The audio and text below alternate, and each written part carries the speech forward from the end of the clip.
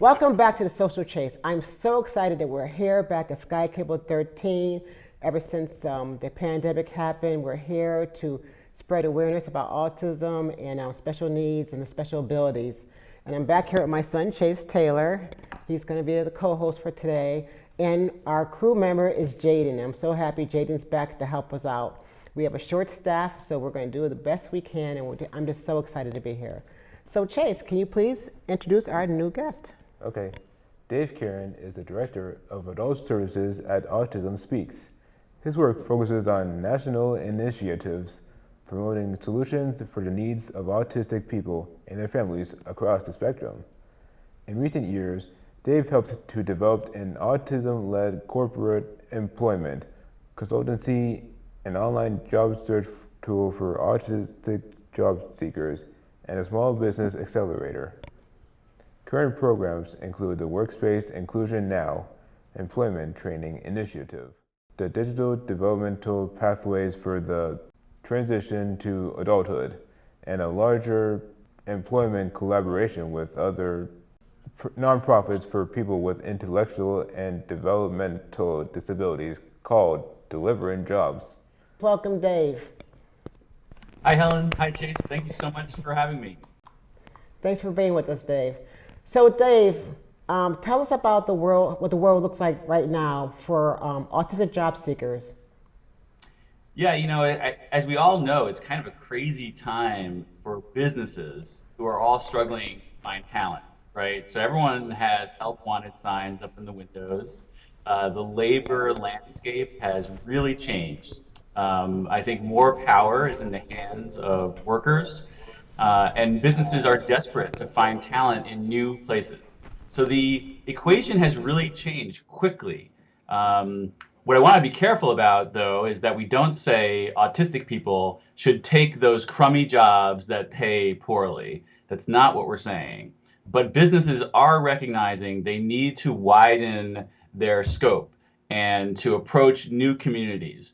So what we're seeing, Helen and Chase, is actually it began before the pandemic during the George Floyd demonstrations, the Black Lives Matter demonstrations, and just kind of that cultural upheaval, the social movements that were happening. And companies began to really start to listen more to their workers from different backgrounds, different race and ethnicities, people of LGBTQ status, and finally, workers with disabilities.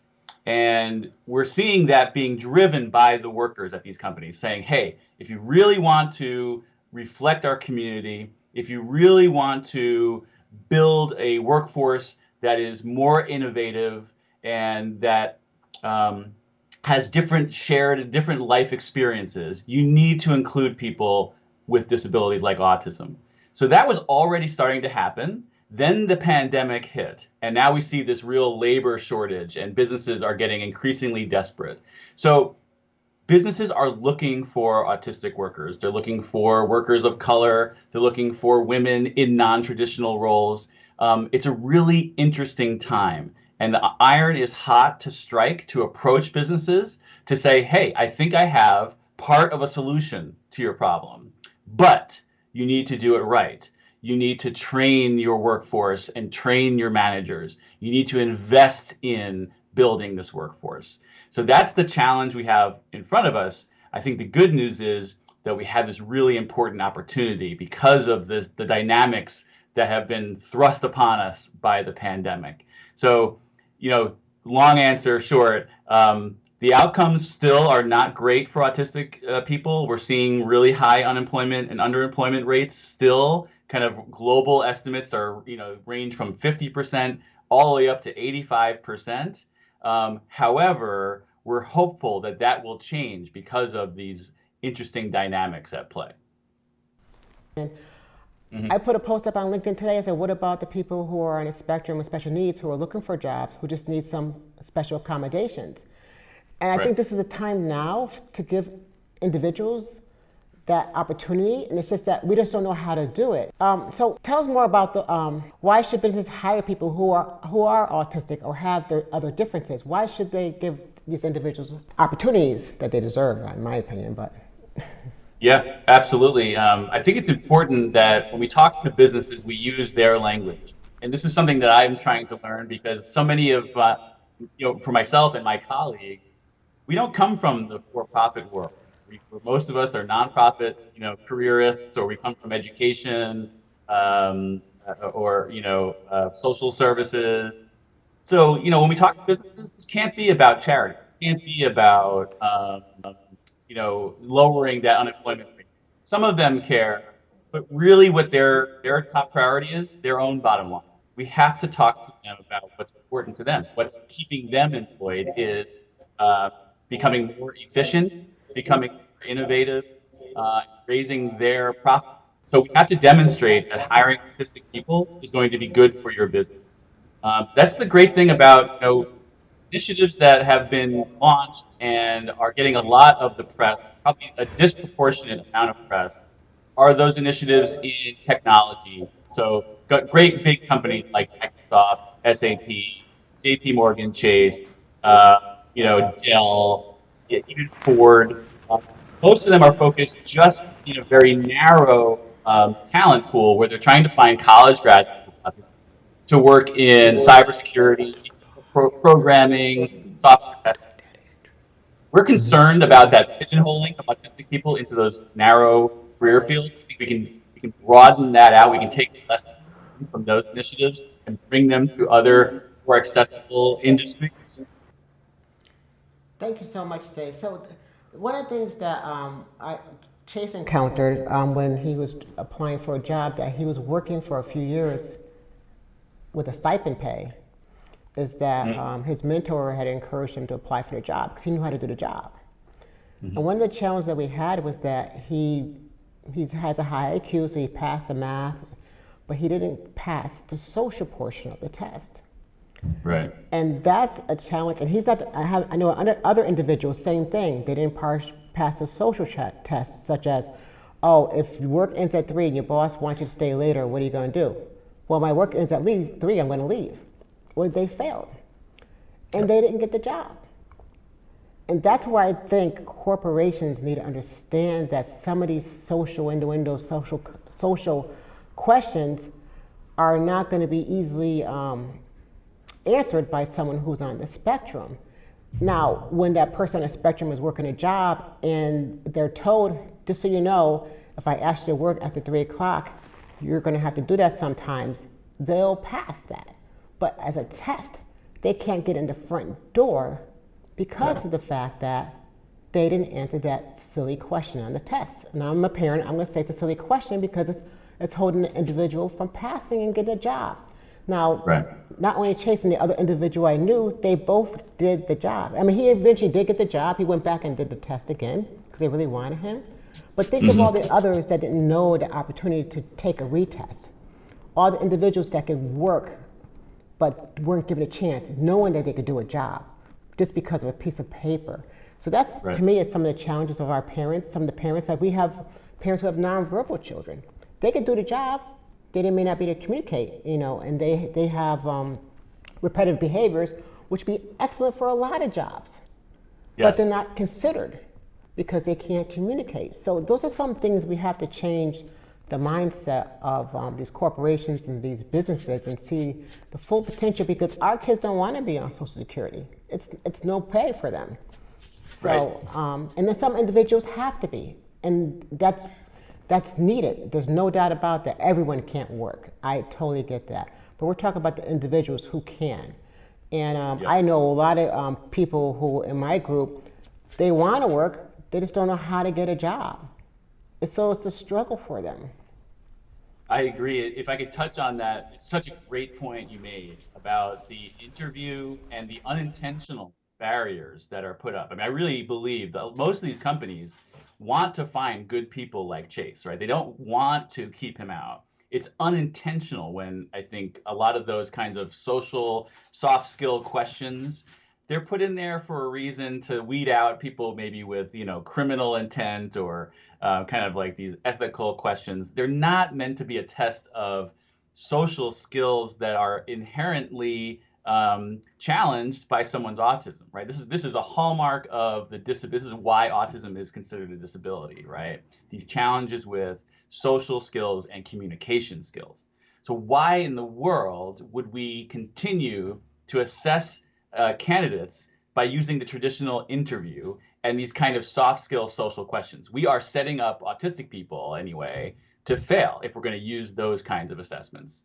So one of the things that we're trying to do when we work with businesses is help identify those barriers. And just to be totally honest with you, Helen and Chase, what helps us have that conversation sometimes is I'm really upfront about the fact that, like, even at Autism Speaks, we had some of those, and we didn't even realize it. Some of the language we use in our job postings, we're keeping autistic people out from even applying. One thing we've learned is the interesting social studies too about the differences between men and women, right? Which is always interesting. And guys like me tend to, I have to admit, I'm not one of these guys, but a lot of men will see a job description and say, oh, look, I have 1 out of the 10 requirements. Let me apply. Let me reach for this job and see if I can get it. A woman will see the same requirement and say, oh, I only have 9 out of the 10 requirements. I can't make it. I'm not going to apply. And what we see a lot is autistic people will kind of keep themselves out in the same way. They're very literal, very concrete, follow the rules very closely, and they will self-select out if you have kind of some of these requirements. Same thing goes for those job interviews where, look, if you're not flexible enough to change the way you've been hiring people for a long time, just because it's the way you've always done it, you're missing a lot of great talent. And convincing some of these businesses that you need to either replace the traditional interview or supplement it with an actual job task that you are hiring the person to perform. So your example of someone who is non-speaking, right? There's a lot of people with autism who are non-speaking or, as we said, it's a hallmark of a disability. So everyone tends to have some challenge with their communication. Why are we assessing someone? Say you're going to hire someone to be a cameraman in your studio. Their skills at handling the camera, listening to the producer, zooming in, zooming out, framing the shot, have nothing to do with their ability to sit across the table from someone in an artificial interview and engage in eye contact, but not creepy eye contact, to talk about themselves, but without bragging, but trying to sell themselves to you without being a jerk about it. Those are really subtle social skills that have nothing to do with the job that you're hiring for. Instead of an interview of a camera operator like that, why don't you have him get behind the camera and see how he does in kind of a test environment? See if he can perform the actual tasks you're hiring for. So that's something that's really taking a while for businesses to kind of relearn, but they're open to it because they're getting more and more desperate for good workers. So we are seeing, and I have to give, I don't want to sound like I'm overly negative about some of those tech companies. Some of them have really learned this, and they have the budgets to give like 2-week long, kind of test performance periods where it's a real walking interview for 2 weeks. You're going to get some independent work and some group assignments. At the end of the 2 weeks, you may have to present in front of a group. It's actual work you'd have to do in the job instead of relying on a series of interviews that we know don't work well for our people. So it's such a great point, Helen. The good news is there are changes being made. Organizations like Autism Speaks and others can help assess how you're assessing talent and offer different ideas. I also have problems with getting jobs. I just want to know, what are some problems that get in the way of more autistic people getting jobs and starting careers? Well, I think one thing, Chase, is they don't know which companies are genuinely interested in them, right? I think one worry that we have, and we talk to parents and autistic adults all the time about this, is they only hear about or read in the paper or see on television that Microsoft and JP Morgan and SAP are hiring. And you know what? Trying to work as a programmer for Microsoft is like me trying to make it all the way to the Yankees to play baseball. It's just not for everyone. And in fact, it's for the vast majority of our community. They're not only interested in IT, they have as varied interests as any other group does. So I think one of the challenges, Chase, is that we don't know People with autism and their families aren't hearing who's interested in me and who's really serious about it, who's training their staff to be more welcoming of people like me, to be more supportive of my differences. So that's one thing. We need companies to be more loud and proud about this and to post their jobs and be clear who they're looking for. We want people who think differently. We want people on the autism spectrum or people who identify as being neurodiverse. The other thing that's definitely keeping people out, as I mentioned earlier, was the way we write job descriptions and the way we still rely on traditional job interviews. It's just not working for so much of our community. We need companies who are going to say, yeah, I'm serious enough about this group of talented individuals that I'm going to rethink how we interview, how we assess talent. I also think that we need companies who are willing to post these jobs to our community directly.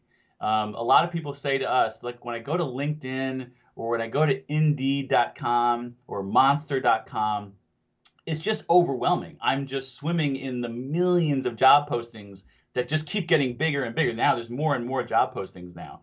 We need a place where I can go, where I can say reliably, I know this company is invested and is training and is serious about hiring us. So we don't really have something like that yet. I've tried in the past to help build a website called thespectrumcareers.com. It's okay, I'll admit it's not perfect, but we do at Autism Speaks, we are hoping to have, we're going to issue a challenge to the community to help us build a digital solution where people with autism and other neurological differences can come find those opportunities. Because where do you look? It's just really hard to find those opportunities that you can say, I can trust this source. I can trust that this company is training their workers to be more supportive. They're not just saying it. They can put their money where their mouth is. So stay tuned for that. I think we're probably about a year away from having that, Helen and Chase, but I am hopeful we'll have a good kind of one-stop shop, a centralized location to come find those trustworthy job opportunities. We're looking forward to seeing that. So what are some things that companies are doing well to help people with autism get a fair chance at employment?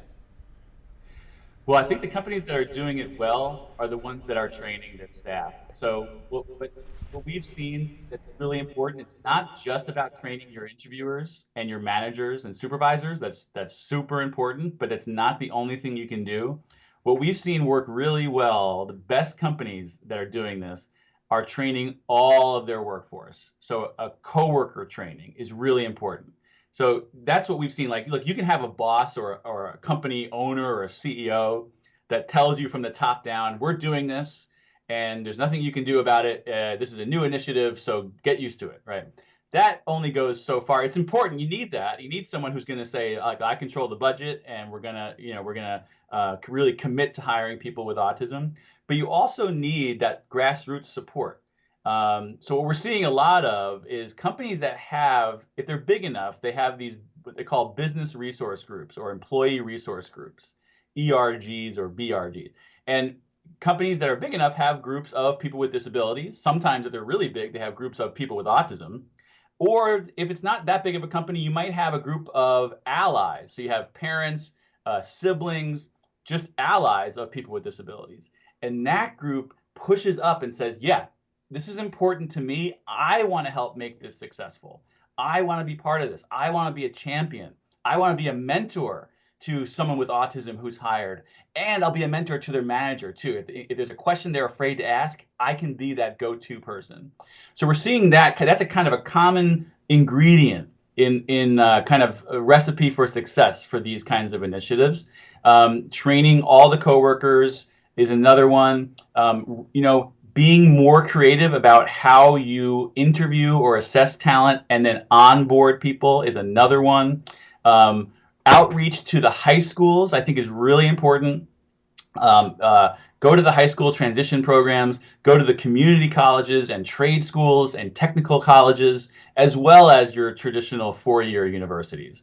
That's the other part of this, Chase, is like so many companies, especially, for white-collar jobs, they just go to their usual campus recruiting. They all go to, in Connecticut, maybe they go to Yale and they go to UConn and others. and they're not talking to the disability office, disability services office, or they're not going to the autism support services programs that are popping up every year more and more. You can build these pipelines to these kinds of programs if you're intentional about it and showing that you really are interested in recruiting these workers. Be open-minded. So how is Autism Speaks helping companies do a better job at this? Yeah, thanks for asking that, Chase. So this is the reason for our new initiative that we're calling Workplace Inclusion Now.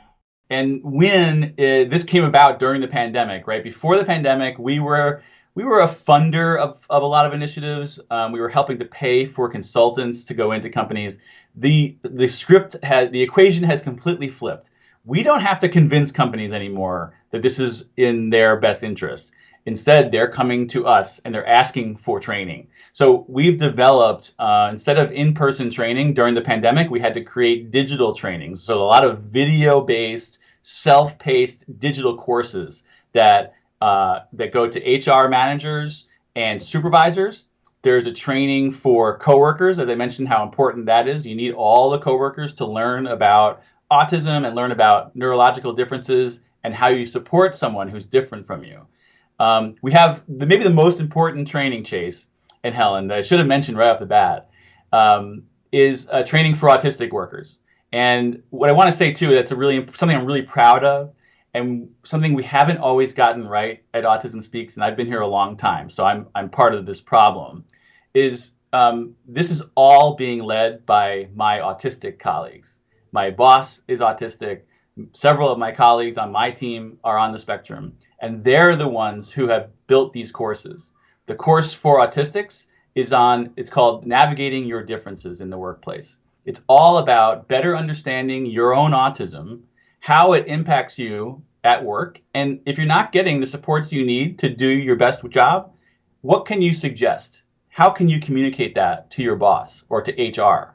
So we have scripts of how you can talk about this to your boss. We have sensory scans. They're kind of worksheets to help you look and listen and feel what might be impacting you in your environment at work. So that first course that's for autistic people I think it's helpful to anyone, not just people on the spectrum. But that course is free for anyone to take at any time, navigating your differences in the workplace.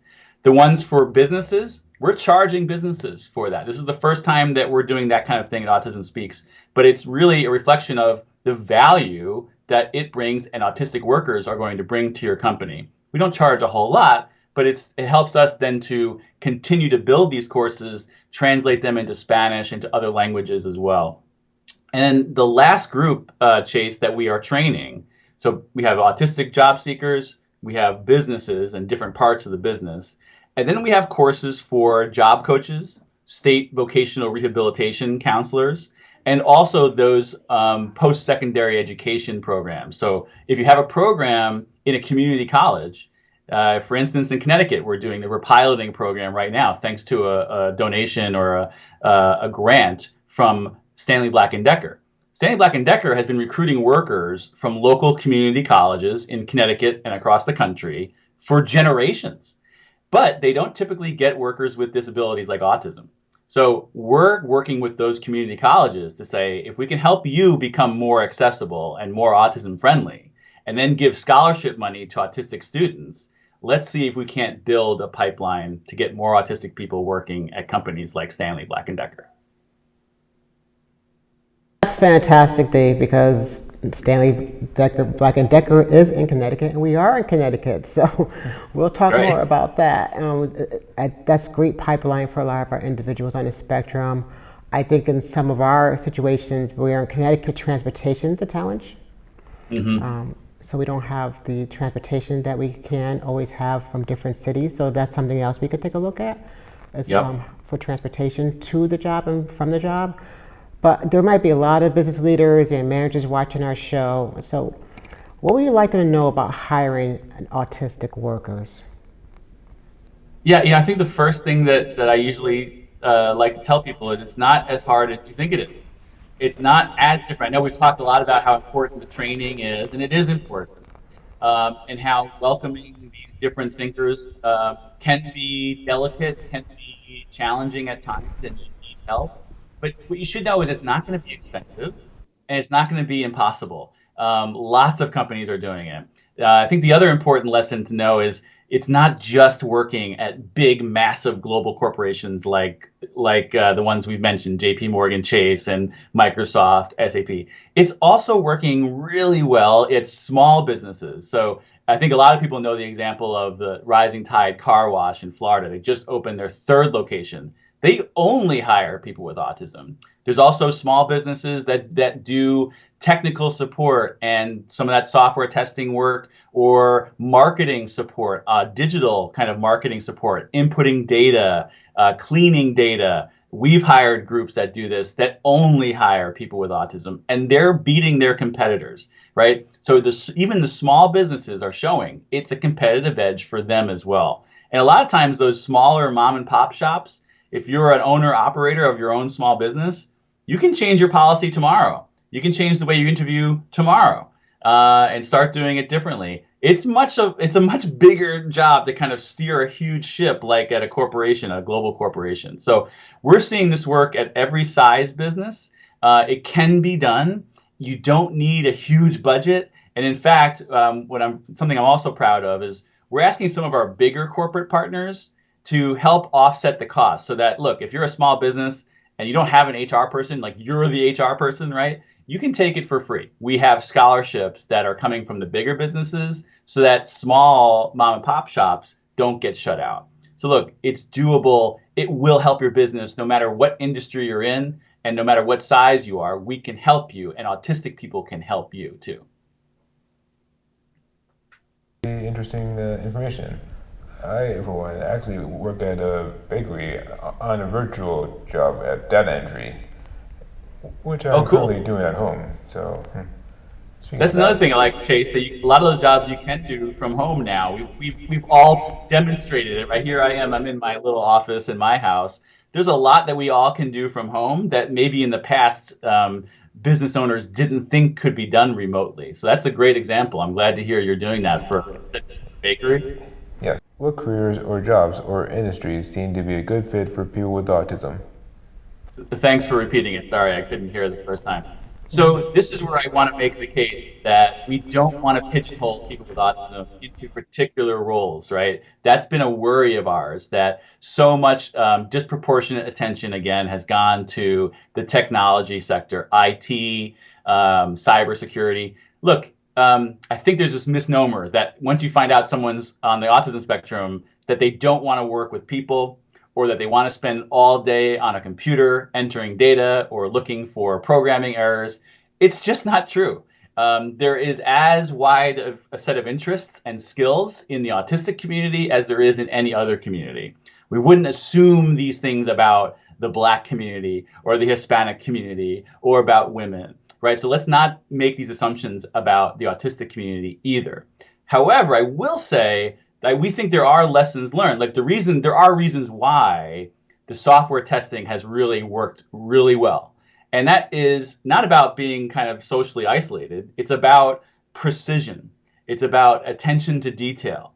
It's about using visual acuity that a lot of people with autism have strengths. Not everyone, but a lot of people do have these strengths. So we think, look, those are skill sets that can work in manufacturing, also in logistics, and in the energy sector. A lot of these businesses are struggling for workers. They have a graying white male workforce, and they need to diversify right now. So look, blue collar jobs in construction. We're talking on November 7th, and our Congress has finally passed a major bill that will fund some infrastructure spending in your community. There's going to be construction jobs, logistics, manufacturing, all those kind of trades that we think, a lot of people with autism who don't have college degrees could absolutely thrive if they are trained and supported in all of these industries. And then let's not forget either hospitality. I know we're talking about groups of people who do have some challenges with communication and social skills, but there's lots of jobs in these industries that don't always require some of that customer-facing work. And the last piece, just to make it even more confusing, is some of my favorite and most amazing customer service representatives who I've talked to have been autistic. If it matches their passion and their interest, like I had a museum docent, right, a tour guide who was autistic, the best museum docent you'll ever have because it matched his special interest. He could talk for days about the works of modern art in his museum. So don't make that assumption that someone who's autistic can't do something. If it matches the individual and their strengths and interests, you're going to have the best worker you've ever had. So let's make sure we keep our options open and look for those skill sets. How can they fit into your workforce? You can find someone with autism who can do the job. That was so well said. I mean, that was perfect because you find their skill set and they will flourish. And that is 100% correct. And some people, I have individuals that talk all the time, but they're very knowledgeable. You're right. They could be in a museum. What's their interest? They know about gaming. They could do a whole gaming tour and tell you everything about the games, and they love to talk. And so it's like, what is their skill set and how can we use it? And let's take the time out because it is the old way of thinking, if you don't mind me saying that. People don't realize that we have technology that really does work for many individuals. Some people who can only work from home, they might even have anxiety issues outside of autism. And it'd be better for them to work at home and they're productive. We've proven that we're productive working from home. So this is the new age and hopefully employers will understand that there's some opportunities, individuals out there that are here that are looking to be hired. So Dave, how can we all help create more opportunities for people on the autism spectrum? Like what can we all do? Because before I let you answer that question, I was trying to share what I was thinking. For years, I've been thinking we need an employment hub in our city of Waterbury. We need an employment hub, and I have all these individuals with all these talents, art, all these different talents, but no one knows about them. And I want to figure out how can I let these employers know about these individuals and hire them. So I'm trying to figure out how can we create a hub here in our town. Well, I love the way you're thinking, Helen, and the word hub is the one that's being used. In Australia, it's been successful. They're calling them neurodiversity hubs. In Australia, it's a bit different because of the way universities are federally funded, that the universities are the hubs. It can be a different organization here in the US, or maybe it's a state university. But the idea is, look, it needs to be local, I think. You guys mentioned you're in Waterbury, Connecticut. The labor market in Waterbury is different from the labor market in other parts of the state of Connecticut, let alone the rest of New England or the rest of the East Coast or the United States. Our efforts to build this kind of national hub only goes so far because it needs to reflect your local community. Who are the companies, who are the people who are serious about this, who have a labor need and are willing to learn. It's not going to look the same in Waterbury as it does in Northport, Long Island, where I live just across the Sound. It looks completely different. So I think ultimately, and this is going to take a while to build, we need to build these kind of hubs, these networks, local networks where people with autism can come, talk about their passions and their interests and show their skills, and where businesses can also show what they're doing to welcome people, what their work really looks like. And the other part of that equation that's, I have to say, is still important, and a lot of us aren't huge fans, but they're part of this equation, is the state services. So the vocational rehabilitation counselors and agencies, the community organizations that can provide job coaching for those who do have higher support needs. They have to be part of this discussion, and they need help kind of raising their game too. So I think, what we're doing in Autism Speaks during the pandemic, we are trying to host these virtual events that we call Pathways to Employment. But so far, Helen, they've been like statewide events. And so you may hear about Stanley Black & Decker hiring, but what if you live like 4 hours away? It's not all that helpful to you. I know Connecticut's not that big of a state, so maybe you're not 4 hours away, but like you're not commuting distance away. That's why ultimately I'm hoping we can help kind of facilitate these hubs and these networks at closer and closer, more local kind of regions, because that's where this is really going to finally take off. I think there will always be room, though, for like a bigger national discussion, especially because so many workers can work remotely. You know, Chase could do that data entry remotely for a bakery that's in California. It doesn't really matter where he lives, right? So I think we will have more of those virtual remote work opportunities that can happen at a bigger level. But if we're talking about the trades, that I think is a really big opportunity, we need to get as local as we can and build these hubs, these networks. And they can be kind of informal. I think they can be led by parents. They can be led by autistic people. They can be led by businesses that are really struggling for talent. You just need to kind of raise your hand and say, I want to do this. And organizations like Autism Speaks, or probably more importantly, your more local autism organizations and Voc Rehab agencies will jump at the chance to help kind of formulate and put that network together. My mind is spinning right now, Dave. Ideas. And that's one of the things I'm very proud that, as you know, we're Team Chase and Friends. We walk for Autism Speaks, and my husband and I, we started the Walk for Autism in Waterbury, the Western Connecticut Walk, and we raised over $1 million over the 10 or 11 years. But that's why I'm really excited about this, and I'm going to challenge Autism Speaks, really, is to create a webinar for us parents of how to have these conversations, to train us so we know how to have these conversations with our local businesses or our local mayors or legislators. Like short little sessions of how we could do that, and that will empower us so much. So I'm going to challenge you with that idea, because I'm really excited what you guys are, what Autism Speaks is doing, what you are doing, Dave. So I really appreciate that. Yeah, thank you. I always welcome the challenge, Helen. And I'll just say one idea that I'm excited about. There's this really cool group out in the San Francisco area that's called the Autism Job Club. And it was started by a nonprofit out there called Ascend. And it's run by autistic people for other autistic people. They meet once a month, and they help each other build their resumes, help each other with their job search, and they bring in guests to speak. And sometimes that's a business from the local area. Sometimes that's someone like me or someone from Voc Rehab. And we're talking to them about, hey, maybe we can help kind of build this model and help other parents and other organizations do the same.